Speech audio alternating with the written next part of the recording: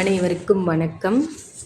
இன்றைக்கு தனிப்பாடல் காளமேகப் புலவர் அவரை பற்றிய பாடல்கள் இன்றைய வகுப்பில் பார்க்கலாம். தமிழ் மொழியில் சொல் நயமும் பொருள் நயமும் மிகுந்த பல வகையான பாடல்கள் இருக்குது.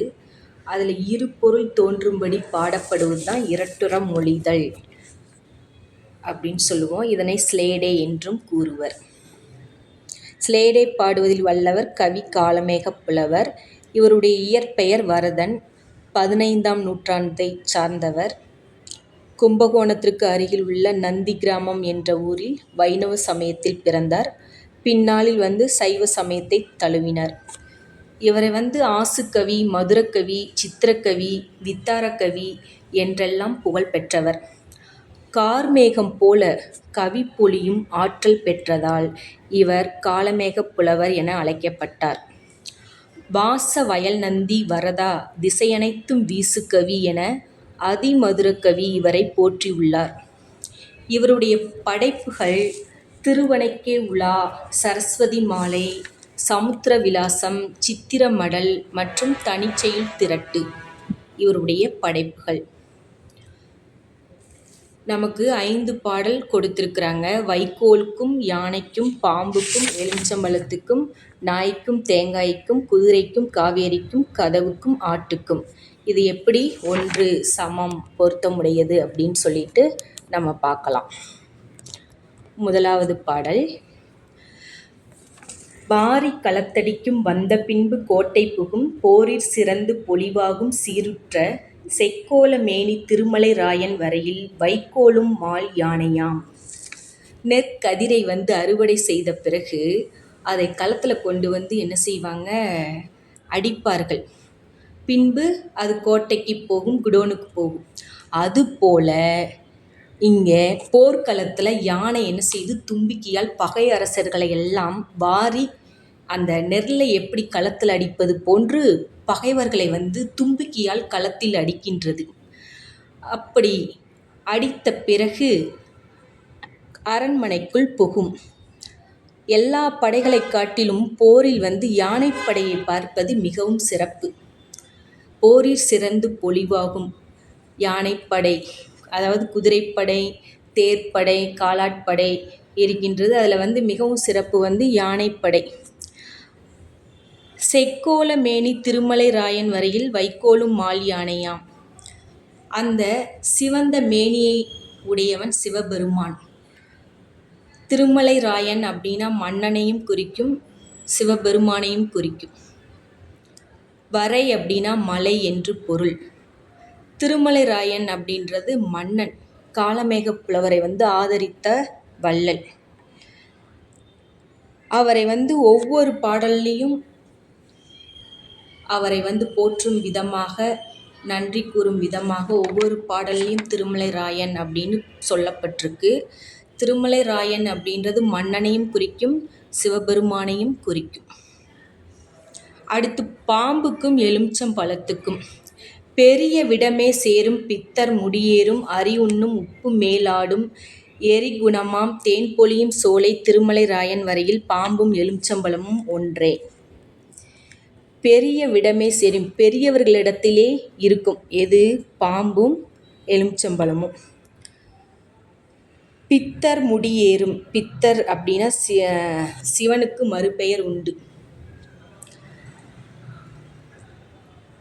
அரி உண்ணும். அரி என்றால் காற்று. அந்த காற்றை உள்ளிழுத்து உப்பி மேலாளும். அந்த பாம்பு காற்றை உள்ளிழுத்தும் ஆடக்கூடியது. எரிகுணமாம். எரிகுணம் அப்படின்னா கோபத்தோடு சினத்தோடு இருக்கக்கூடியது. அதே மாதிரி எலுமிச்சையும் அதில் சிட்ரிக் அமிலம் இருப்பதால் அதனுடைய குணமும் எரிகுணம். தேன் பொழியும் சோலை. தேன் பொழிகின்ற அந்த சோலையில், திருமலை ராயனுடைய அந்த மலையில் பாம்பும் எலுமிச்சம்பழமும் ஒன்றே அப்படின்னு காளமேகப் புலவர் கூறுகின்றார். அடுத்து நாய்க்கும் தேங்காய்க்கும். ஓடும் இருக்கும் அதன் உள்வாய் வெளுத்திருக்கும் நாடும் குலைத்தனக்கு நாணாது சேடியே தீங்கானதில்லை திருமலை ராயன் வரையில் தேங்காயும் நாயும் நேர் செப்பு. நாய் ஓடும் உட்காரும். அதேபோல் தேங்காயில் ஓடு இருக்கும். அதன் உள்வாய் வெளுத்திருக்கும். அந்த தேங்காயினுடைய உள்பகுதி வெண்மையாக இருப்பது போல நாயினுடைய அந்த பகுதி வாய்ப்பகுதி வெளுத்திருக்கும். நாடும் குலைத்தனக்கு நாணாது. தென்னை மரம் எப்போதும் நேராக வளரக்கூடியது, அது வளையாது. அதுபோல் நாய் தெரிந்தவர்கள் தெரியாதவர்கள் அப்படின்னு இல்லாமல் எல்லாருக்கிட்டையும் போய் என்ன செய்யும், வாலாட்டி குறைத்து கொண்டே இருக்கும். சேடியே தோழியே தீங்கானதில்லை திருமலைராயன் வரையில். தீங்கானது இல்லை, எந்த குறையும் இல்லை திருமலைராயனுடைய மலையில், சிவன் வீற்றிருக்கக்கூடிய மலையில் எந்த குறையும் இல்லை, எந்த தீங்கும் இல்லை. தேங்காயும் நாயும் நேர் செப்பு, ரெண்டுமே ஒன்று தான், ஒப்புமை உடையது அப்படின்னு சொல்கிறார். அடுத்து குதிரைக்கும் காவேரிக்கும். ஓடும் சுழிசுத்தம் உண்டாகும் துன்னலரை சாடும் பரிவாய் தலை சாய்க்கும் நாடறிய தேடு புகழான் திருமலைராயன் வரையில் ஆடுபரி காவேரி யாமே. ஓடும் சுழிசுத்தம், ஆறும் ஓடும் குதிரையும் வேகமாக ஓடும். சுழி உள்ள குதிரை பொதுவாக வீரமிக்க வேகமான குதிரையாக கருதப்படுகிறது. அதே மாதிரி நீரும் வேகமாக ஓடக்கூடியது. துன்னல் அறை, பகைவரை என்ன செய்யும், பயங்கரமாக தாக்கும் அந்த சுழி உள்ள குதிரை. இன்னொன்று ஆறு அங்கே இருக்கக்கூடிய இலைத்தலைகள் பூக்கள் எல்லாம் அரித்து வேகமாக அந்த அலைகளில் வரும்போது இழுத்து கொண்டு வரும். அலைகளில் மலர்களை அனைத்தும் சாடும். குதிரை பகைவர்களை வீழ்த்தும். பரிவாய் தலை சாய்க்கும், அந்த குதிரை மீண்டும் என்ன செய்யும், வளர்த்தவனுடைய அருகில் பரிவாய் தலை சாய்த்து நிற்கும்.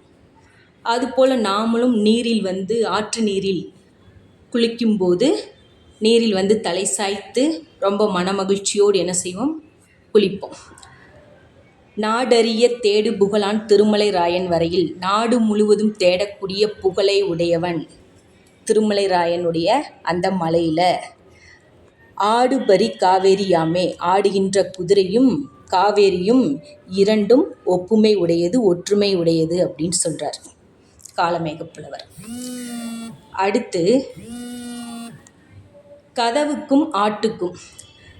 செய்யுட்கிடைமறிக்கும் சேர்ப்பலகை இட்டு முட்டும் ஐயமர மேற்றால் அடர்க்குமே துய்ய நிலை தேடும் புகழ் சேர் திருமலைராயன் வரையில் ஆடும் கதவும் நிகராம்.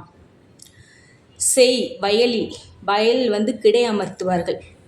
ஆடு மாடுகள் எல்லாம் கிடை அமர்த்துவார்கள்.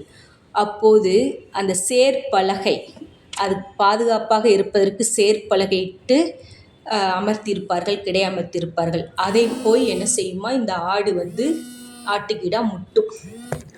அதே போல் நாம் நிலைக்கதவில் அந்த பலகை பொருத்தப்பட்டு அதில் சேர்க்கப்பட்டிருக்கும்.